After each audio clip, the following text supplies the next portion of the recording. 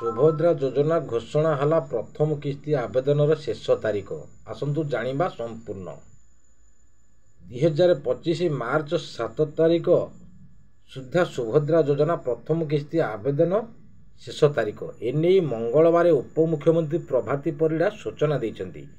उपमुख्यमंत्री कहिछन्ति जे मार्च 8 तारीख रे महिला दिवस 2 किस्ती सुभद्रा योजना टंका मिलिबो। तेणु मार्च 7 तारीख प्रथम किस्ती आवेदन शेष तारीख एजाए 80,46,000 हिताधारी को सुभद्रा टंका मिल साराणी। 1,46,00,000 एजावत पंजीकरण कर सारी।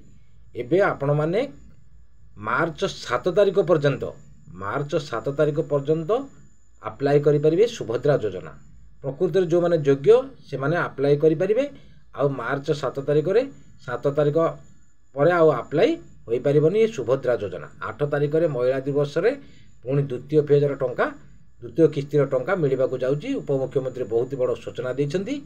आ जो माने योग्य से माने मार्च 7 तारीख लास्ट होला सुभद्रा योजना अप्लाई। आ मार्च 8 तारीख रे सुभद्रा योजना द्वितीय किस्ती टंका मिलिबो महिला दिवस रे मार्च 8 तारीख रे। आ भिडियोटी जदि भल लगी थाए गोटे लाइक करिवे, सब्सक्राइब करिवे, बेल आइकन दबाई ऑल उपरे क्लिक करिवे। रहिली नमस्कार, जय जगन्नाथ।